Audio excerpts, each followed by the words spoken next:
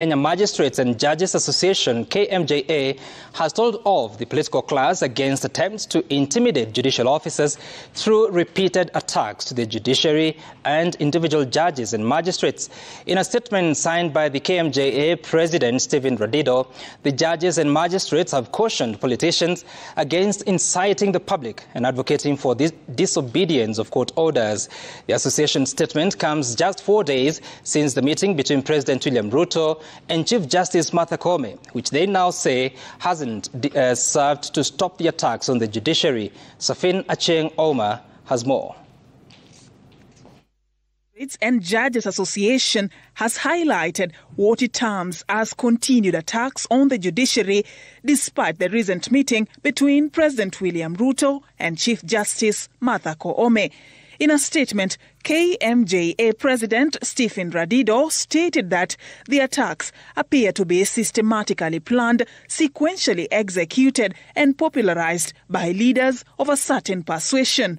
In what appeared to be the direct reference to a recent incident where Kapseret Member of Parliament Oscar Sudi supervised the demolition of structures on a contested parcel of land, arguing that cartels had grabbed it despite the court having pronounced itself on the ownership of the land. The association claimed there is a spirited campaign by a section of leaders to incite and advocate for disobedience of court orders. Kuna ukweli ukora kwa mahakama. Na ni watu kutoka tribe moja ukifuatilia vizuri. Hii makesi yote Eldoret, we must do something. Hatuwezi kubali kuendelea hivyo. President William Ruto has been locked in a row with the judiciary, threatening to disobey court orders, restricting his flagship projects and accusing judges of corruption.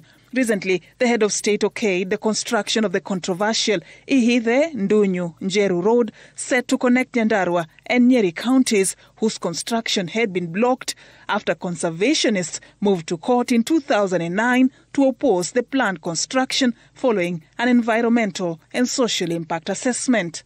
Ile barabara ya Ihithe munataka tujenge ama munataka tungoje mpaka judiciary watuambie tujenge?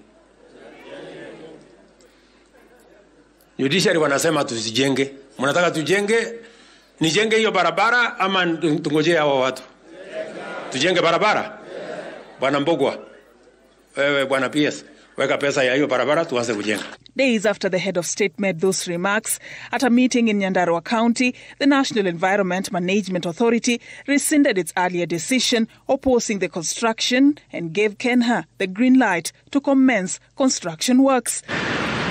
KMJA has castigated the political class for making dishonorable and disparaging remarks against the judiciary, demanding that members of parliament and the executive conduct themselves in a manner consistent with the dignity and oath of holding public office. The association has threatened to take proactive steps, including but not limited to applying for contempt of court orders against persons intent on the campaigns whose purpose KMJA says is to defeat the sovereign will of the people as delegated to the judiciary.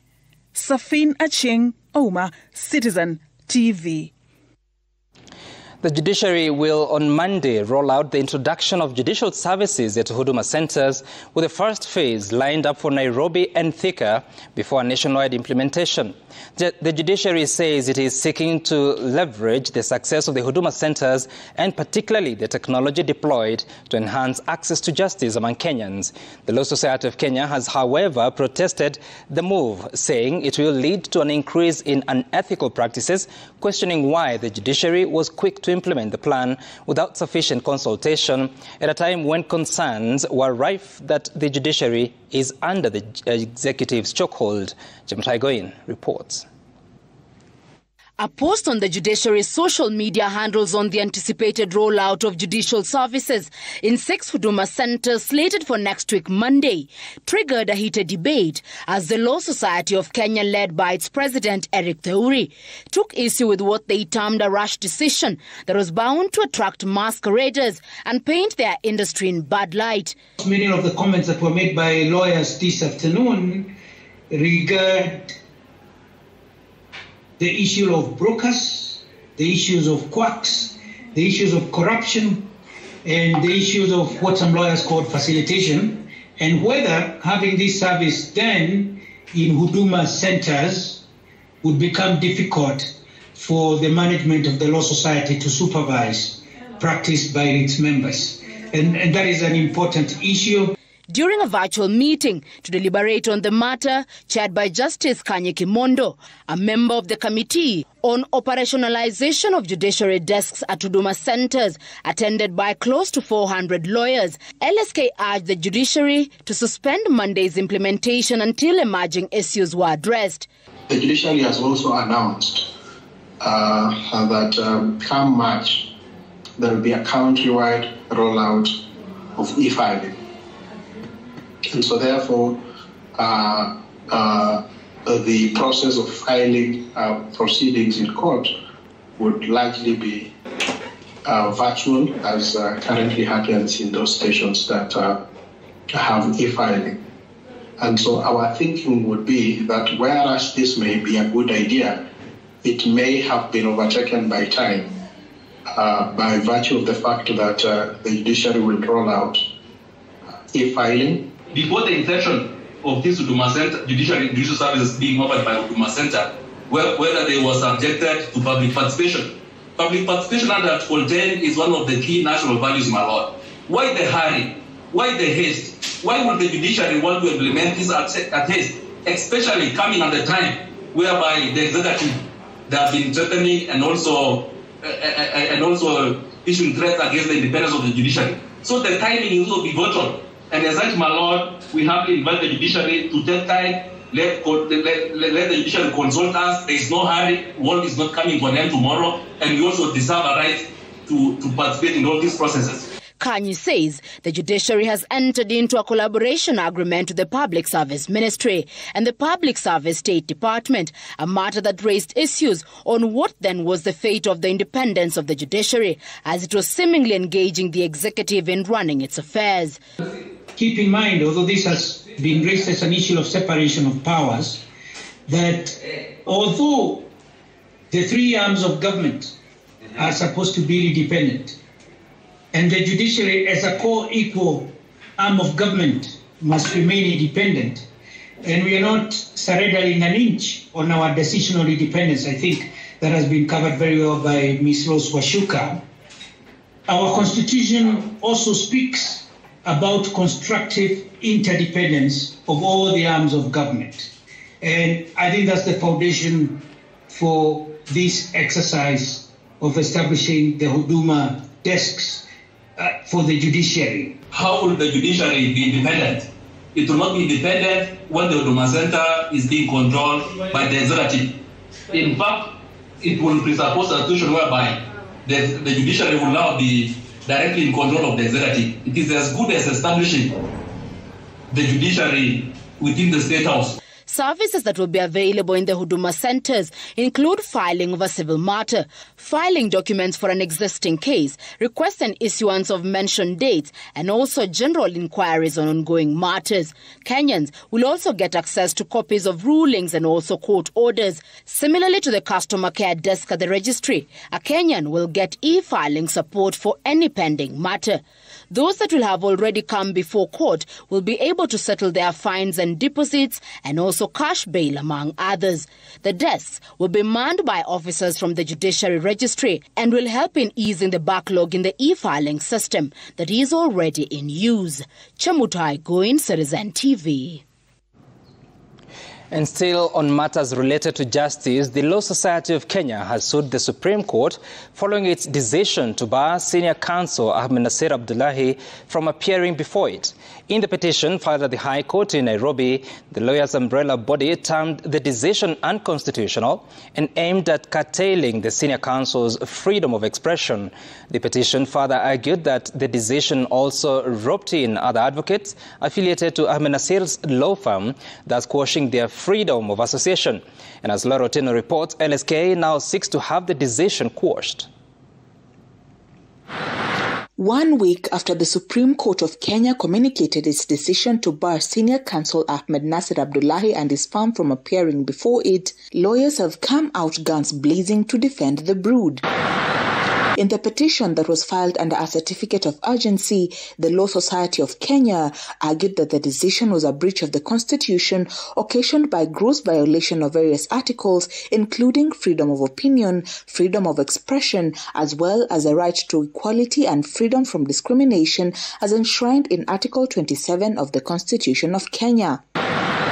The petition further faulted the Supreme Court for issuing the decision arbitrarily and failing to observe the Supreme Court Act, which prescribes the procedure of holding an advocate in contempt of court. The LSK also argued that the decision spilled over to infringe the rights of the clients represented by the senior counsel Ahmed Nasir to not only select their advocate of choice, but also the client's right to fair trial and justice. The lawyers' body is seeking, among other prayers, for the decision by the Supreme Court be declared unconstitutional, that the Supreme Court of Kenya and its registrar retracts the decision barring the advocates barred, that an order be issued to prohibit the Supreme Court from making such a decision, and for the Supreme Court and its registrar bear the cost of the petition. The LSK now wants the decision made by the judges quashed. As long as Mr. Ahmed Nasir Abdullahi, senior counsel, is appearing either by himself, through an employee of his law firm, or any other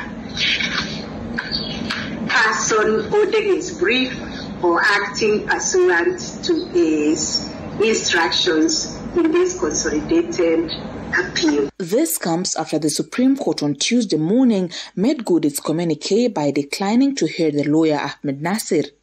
Ahmed Nasir had appeared before the court to represent a family in a legal battle over a 2 billion shillings land case with the family of the late retired President Daniel Moi. Laura Otieno, Citizen TV. Now, the row over the appointment of the Chief Executive Officer at the Kenyatta International Convention Center, KICC, has split the board in the middle, exposing the institution to unprecedented litigation and claims of misappropriation of funds. In documents seen by Citizen TV, independent board members claim that the parastatal is glaring at losing millions of shillings in irregular award of tenders being executed single-handedly by the acting CEO, who, according to the board, should have had her term terminated. Stephen Leto has more.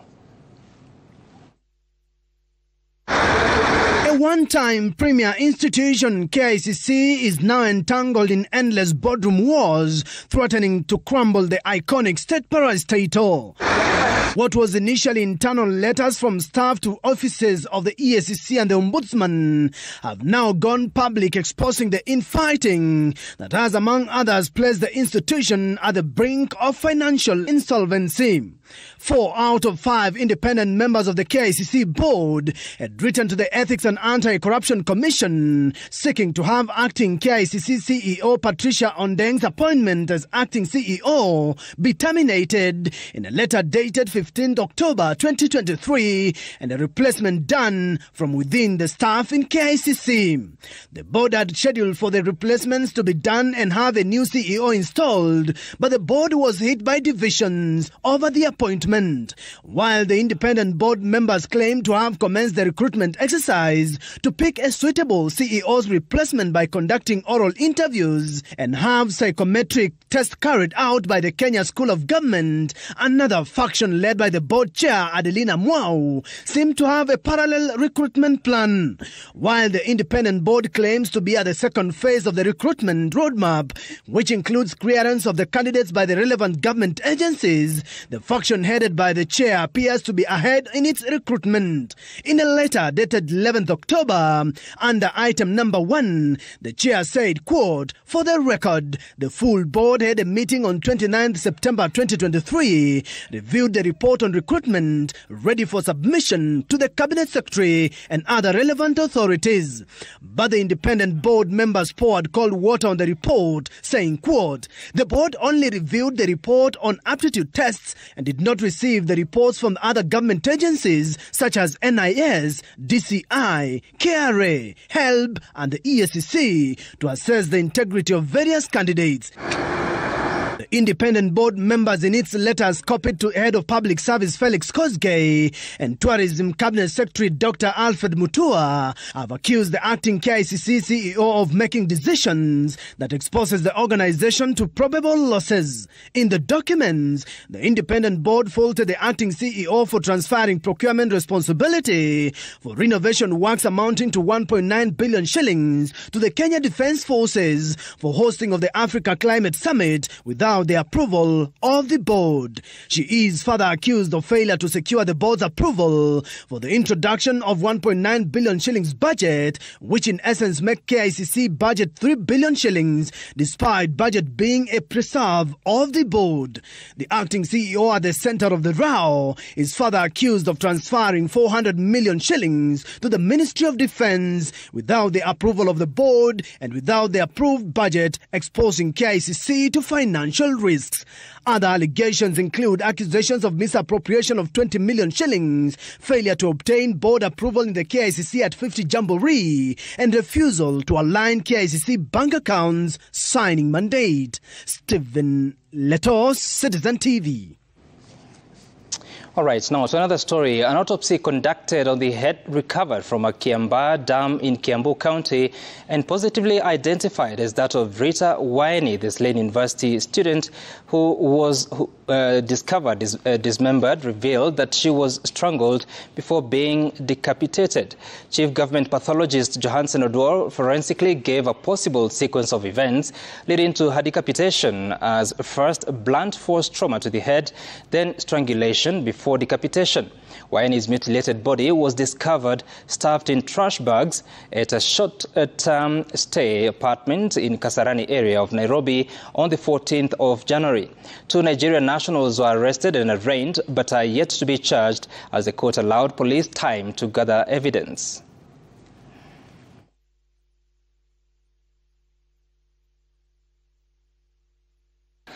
There were bruising on the scalp, which to me looked like caused by a blunt object.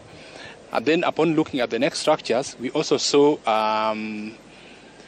some fractures of bones, which are usually very important in homicide. One of the bone is called hyoid bone, which was fractured. Then there was what is called thyroid cartilage also, which had some fracture and hemorrhage. So from all this, I can comfortably conclude that what caused the death of that young lady was strangulation, after which she was decapitated and the body dumped. All right, now, ODM leaders from the Coast region are calling on Raila Odinga to make another stab at the presidency come 2027. The leaders, led by Mombasa Governor Abdul Somad Sharif Nasir and his Kilifi counterpart Gideon Mungaro, told the ODM leader that the Coast region will only back his candidature, saying he is best placed to edge out President William Ruto from office amidst concerns of the high cost of living and layers of taxes imposed through the Finance Act of 2023. Ben Kirui reports. On his fourth day of the ODM party membership recruitment drive in Msambweni, Kwale County, ODM leader Raila Odinga was met with a series of calls for him to contest for president. In a public rally in Ukunda, ODM leaders from the Coast region called on the ODM leader to consider having his name on the ballot come 2027. We are not asking, we are not requesting, we are not pleading. We, the people of Kenya, if there's a better word, are saying we are commanding you to vie for presidency for the year 2027. According to the Coast leaders, the current administration has subjected Kenyans to endless suffering with the skyrocketing cost of living and layers of taxes imposed on them. The ODM leaders say that President William Ruto has veered off his manifesto and failed Kenyans 1 year into office. We, the people of Kenya, hereby declare unanimously that you will be on the ballot paper of the year 2027, and we will be able to overcome these burdens in this country. Sisi tuko nyuma ya baba Mimi ni gavana wa Kilifi wa ODM. In what seemed a coordinated messaging from the coastal region ODM support base, leaders took cue and rallied their supporters behind a Raila Odinga 2027 presidency.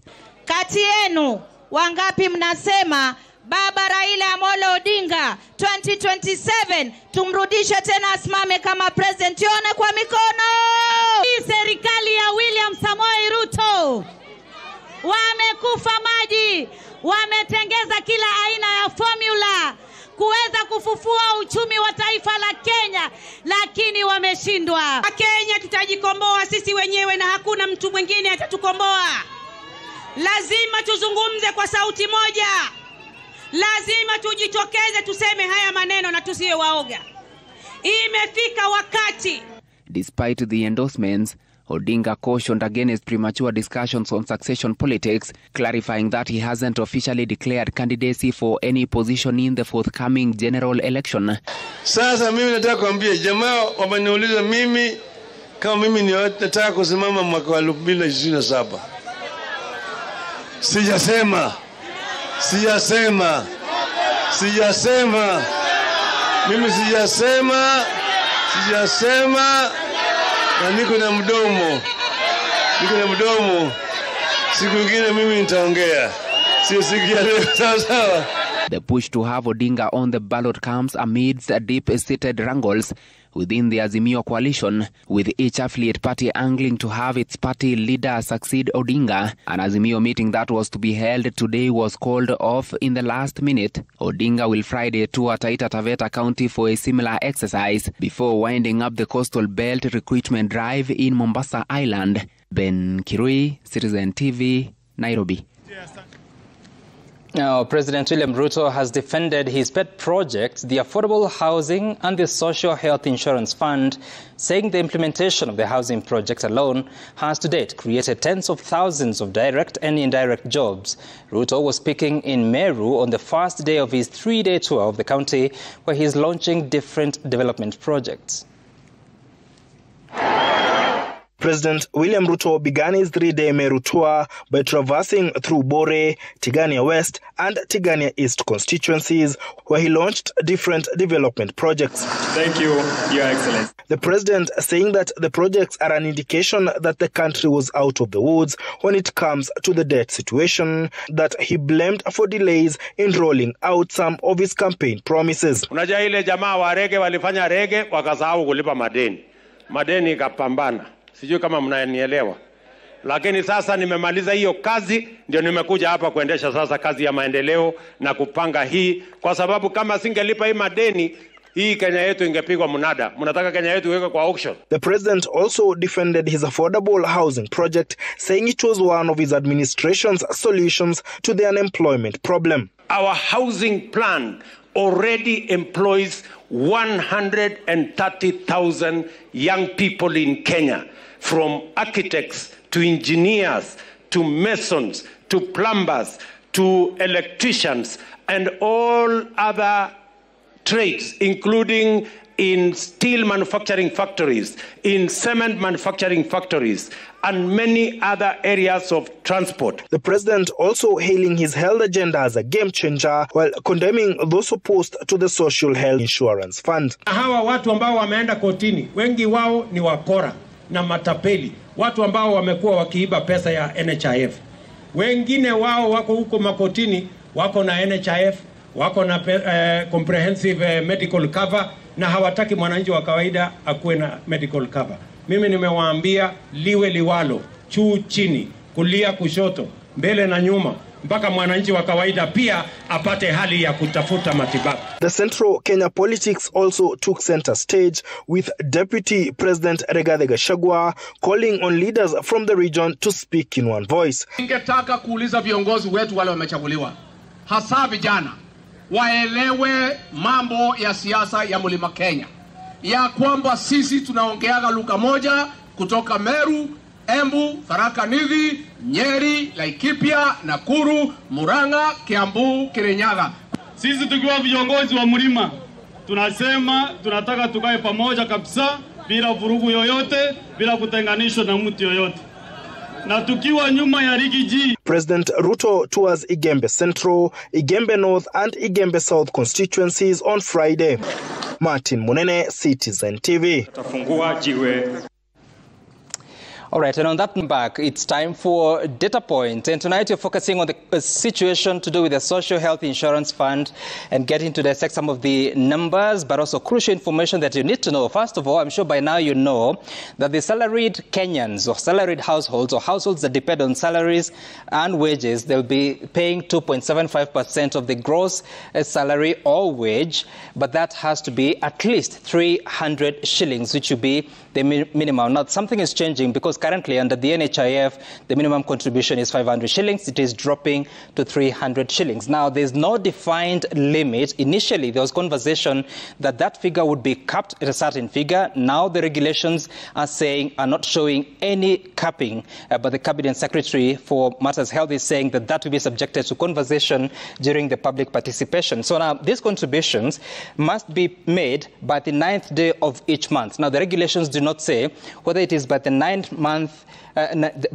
day of each month succeeding the month of payment, meaning if you're paid in December, the contribution must be made on the 9th of January. It doesn't say that. It just talks about 9th day of each month. Maybe that will be clarified later. For persons that do not have a salary, these are households that, yes, they live a life, but not from a salary. Probably it is informal sector. Others are unemployed.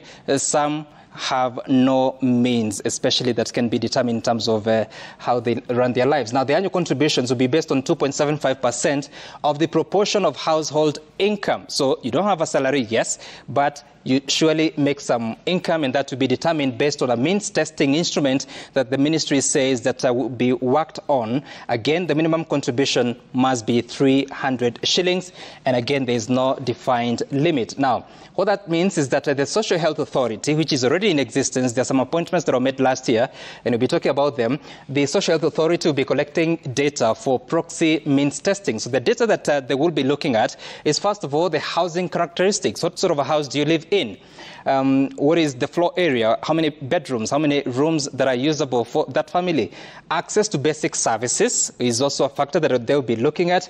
Household composition and characteristics, of course, probably talking about the membership in that family and how they can be defined in terms of the characteristics. Of course, the regulations do not go beyond that in defining what that is. Any other socio-economic aspects. Now, this is a very broad statement. Any other socio-economic aspects that may be determined by the authority, there's so much that goes in there that we do not know yet. Now, the instrument is being developed by the Ministry of Health and the Ministry in charge of Social Protection Affairs in government. Again, the means testing instrument will also be looking at indigent households. These are persons that cannot manage to pay, so the means testing will be determining who are these. The government will be paying for them, whether it's at the national level or the county level, and then the amount will be a base premium, again, not defined, and we'll be looking at what that means. Then the Ministry of Health and the Social Protection Department, as well as county governments, are the ones that will be identifying these families that have to benefit. Again, let's look at something else as far as the transitions are concerned. So once you become a member or a contributor to the Social Health Insurance Fund, you will enlist your spouse and the children that are depending on this contributor. So persons that reach 18 years, after reaching the age of majority, those children, now adults, are expected to register as separate household. Note this. Once you turn 18, you're supposed to register as a separate household and make your contribution at a minimum of 300 shillings, of course, also depending on the amount of income that you're making or not. For persons that reach the age of 25 plus, they have no income, they're living with a contributor, still, you have to register as a separate household and you have to make a contribution of 300 shillings minimum. That's what the law is saying. It doesn't matter whether you're married or you're not, whether you're single, whatever circumstance that you're in. Now, this is the impact of the contributions on some sample salary categories. A person currently earning 15,000 shillings per month, you pay NHIF contribution of 600 shillings. With the new rate of 2.75%, that drops to 412 shillings 50 cents. For someone making 20,000 shillings a month, currently you pay 750 shillings to the NHIF. You will soon be paying 550 shillings, another decline of about 200 shillings. For a person paying who receives 50,000 gross pay in a month, you currently pay 1,200 shillings to the NHIF. You will soon pay 1,375.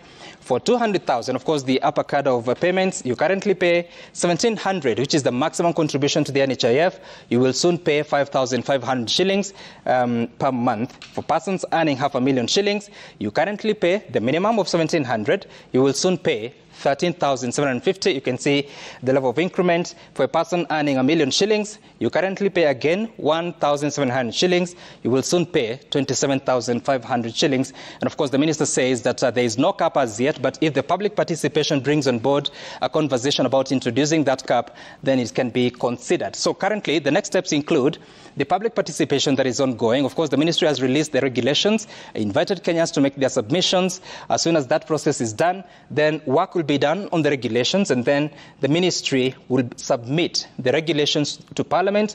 Parliament will subject this to the Committee on Delegated Legislation that is going to consider these regulations. If satisfied, then endorses them, and of course causes Parliament to endorse them. But if there are certain issues, they may be taken back to the ministry for review. And of course, as soon as they are accepted, there is a possibility that they'll have to gain concurrence by the Senate, bearing in mind that they also affect matters in the counties. Now, beyond the regulations coming to effect, the regulations also speak about 90 days of registration. So once they become effective, meaning they have been gazetted or published in the Kenya Gazette, then 90 days, within 90 days, all Kenyans must apply to be registered to the Social Health Authority, after which contributions can begin to be taken. Now, already there are some members that were appointed last year to the Social Health Authority, chaired by Dr. Timothy Olweni, who is the chairperson.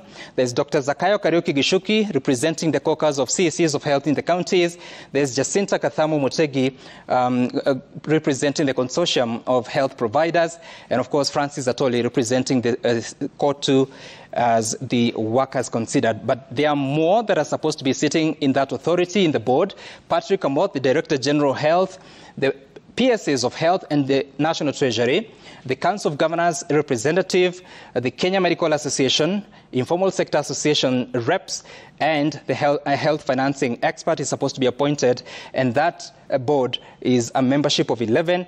Quorum is 5, which already they may have, and therefore they can make a few decisions already.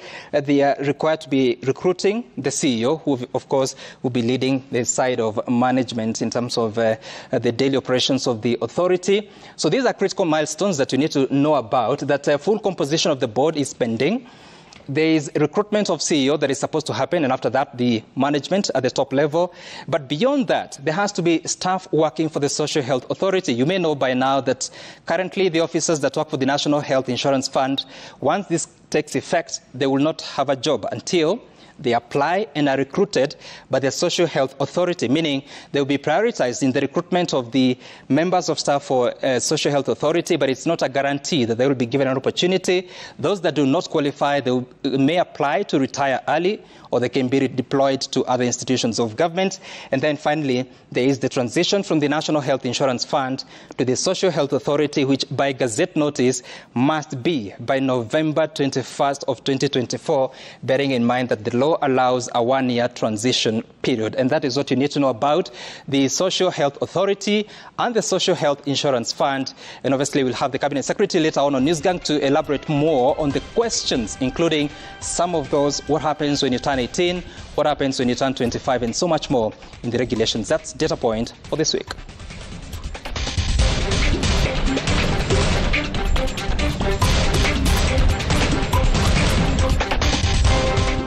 All right, now to another story. The government, through the State Department for Gender and Affirmative Action, has allocated 1.5 billion shillings to support various programs across the 47 counties under the National Affirmative Action Fund mandate. The allocation, disbursed in 2 tranches, will be directed towards addressing financial needs of students from economically disadvantaged households during the first and second quarters of this financial year. Gender and Affirmative Action Principal Secretary Anne Wangombe says that out of the allocated funds, 273 million shillings will be channeled towards supporting bursaries and scholarships for 25,000 needy students. Hassan Mugambi has more. And Affirmative Action Principal Secretary Anne Wangombe Thursday made an announcement that will come as a big relief for more than 25,000 needy students across the country. Wangombe bringing to the fore that the government has allocated a grant of 1.5 billion Kenya shillings to support various programs across the 47 counties under the National Government Affirmative Action Fund, NGAF. The first tranche will be directed towards addressing financial needs of students from economically disadvantaged households. Kenya shillings 273 million has been disbursed towards supporting bursaries and scholarships for 25,000 students, so as to enable them access education opportunities and skills development. The grants are meant to increase the disposable income level for beneficiaries for improved livelihoods through enterprise development. Kenya shillings 677 million will cover countrywide projects whose benefits will be available to a widespread cross-section of the local community residents in the 47 counties. The PS says the fund will support the prevention and response to sexual and gender-based violence, including through construction of GBV rescue centers, gender reporting units in police stations, socio-cultural development including nurturing of talents, provision of water facilities, among other social amenities. We are looking at people's daughters here, we are looking at people's sisters here, we are looking at our mothers here who have lost their lives. First and foremost, we want to pass our sincere condolences to the families that have lost their loved ones. And we condemn these killings in the strongest terms possible. She says that another 137 million Kenya shillings has been distributed towards civic education with the aim of raising awareness about different government programs and policies, developing information on procedures for accessing funds from GAF and other decentralized funds. Hassan Mugambi, Citizen TV. In business, the Kenya shilling's continuous depreciation against the US dollar is putting more pressure on Kenyans, even as the importers and business persons begin to pass on the exchange rate costs to consumers to ensure business continuity. Jimmy Mbogo spoke to importers in different fields to understand their pain points and how they intend to remain afloat, even as experts warn that the shilling could close the year 2024 at over 200 shillings against the greenback, which is viewed as the global trade currency. As you walk through the streets of Nairobi's Kamukunji Trade Center, the hustle and bustle may fool you to think that business is booming. But there lies a deep concern that traders are yet to find a lasting solution to. To a majority of them who deal in imported products, the rising dollar rate is an existential crisis that has forced them to reorganize their businesses to remain afloat. Dollar ilikuwa like some few years back ilikuwa 100. Saa hii kama tu leo ina trend na 166. Na ni ile wanasema kwa bodu ukifika huko unaipata iko 166 na point. A whole difference of 66. Na difference ya miaka 2, 3, 4 hapo. Naona. So profit yako kama ulikuwa unapata kwa hiyo 100, unapata 100, sasa hii unapata imeshuka na hiyo 60. Unapata kama ni 30. Wamboi now says she has been forced to reduce her consignment orders to maintain liquidity, cutting down on her orders from a bi-monthly frequency and stretching it to only twice a year. Sijui tutafanya aje, huwezi ongeza mizigo every day. Na rate ya dola inaongezeka every day. Unapata dola since kama from Monday ukiulizia dola ikianza ilikuwa 161, sasa iko 166, every day inaenda juu. Huwezi ongeza hizi mizigo kila siku. Unaelewa? So inakuwa ngumu sana. The dollar headache is not only felt by traders. According to Peter Otieno, the national chairperson of the Car Importers Association of Kenya, the rising dollar rate has also forced them to increase motor vehicle pricing to cushion their businesses, noting that it has led to a decrease in importation of used motor vehicles in the country. The dollar has really gone high. That is now making our market to be very, very impossible. Because the vehicles that were less than 1 million now is 1 million plus. And if we cannot raise it to match the dollar, then we cannot sell and we cannot import more. The importation of used motor vehicles have reduced by 65%, which means what we are importing now is 35%. With analysts expecting the Kenya shilling to further weaken against the US dollar as it undergoes the much-needed correction, traders are warning customers to brace themselves for higher commodity prices in the coming days. You want to keep your shop open, but at the same time, you cannot remove money from your pocket and put it in the hands of the person who is buying the product that you're selling. For the traders here in Kamukunji, their survival is on the line with every single coin that they spend to get the US dollar. A decision that they tell me could as well put them out of business. Jimmy Mbogo, Citizen TV, Nairobi. The rate of inflation is set to come down this year. The Capital Markets Authority says that interventions from both the government and the Central Bank of Kenya are set to drive inflation to lows of 5.2% in 2024. Here's Jasmine Wamboy with the details. The Capital Markets Authority is betting on over-the-counter markets and trade reporting to boost liquidity at the capital markets for the third quarter of the 2023-2024 financial year.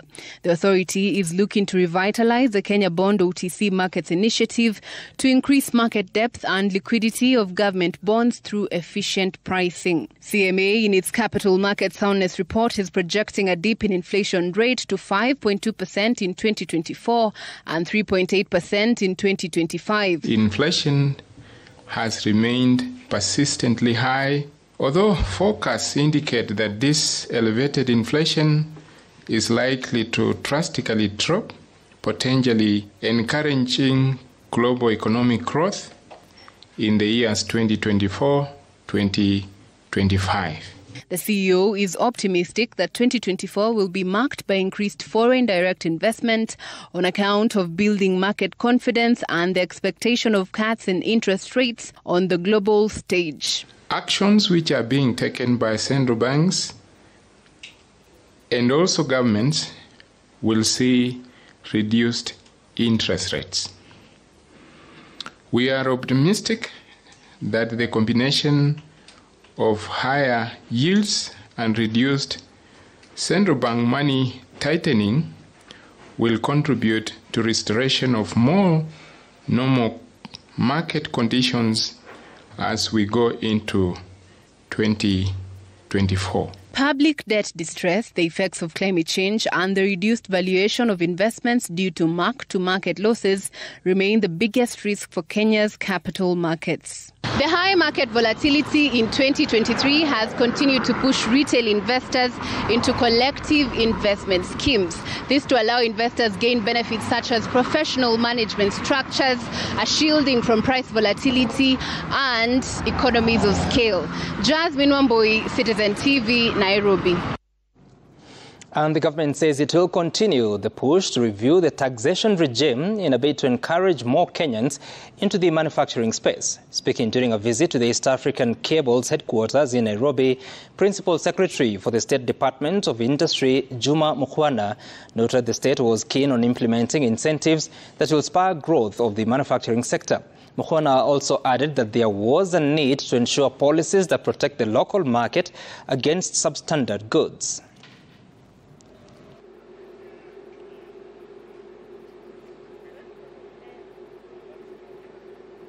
If you're importing a raw material, a finished product for which we don't have enough local supply, we charge 25%. If you are bringing a product for which we have excess supply within Kenya, we charge 35%. And this is not just for Kenya, it is an ESC kind of framework that we have agreed. Kenya is part of the East African community. So our structure is very clear that part of what we are trying to do is to say buy local, even if it is raw materials. But where you are unable to source the raw materials, when you import them, we give you concessions and the duty waivers on what you import. Things like, for example, power, taxation, import duties for materials. Those are things that we have discussed. And now that the PS is very well acquainted with those, we'll have follow-ups because as the PS says, this is where you can create many jobs and also high-quality jobs. The Office of the Data Protection Commissioner has resolved over 4,700 complaints over the last 3 years, showing increased awareness on data privacy in the country. Speaking in Kisumu on Thursday, Data Commissioner Immaculate Kasait revealed that the Commission has issued 52 enforcement notices as well as 7 penalty notices regarding to violation of data laws by public and private entities. Kasait also revealed that the Commission was actively training public institutions in a bid to have them registered as data handlers. This comes following an audit by the Public Service Commission indicating that a paltry 7.5% of public institutions had registered as data processors and controllers in line with the Data Protection Act 2019. Every week we have a minimum of 2 trainings happening at in Nairobi, and we have also empowered our regional offices to be having that because of the interest. It was targeting government officers so that at least beyond registration, they're able to appreciate what is happening in matters of data protection. We cannot afford to play catch-up. Data protection gives us the opportunity to ask hard questions to make sure that the human race, even as we innovate, is safe and secure.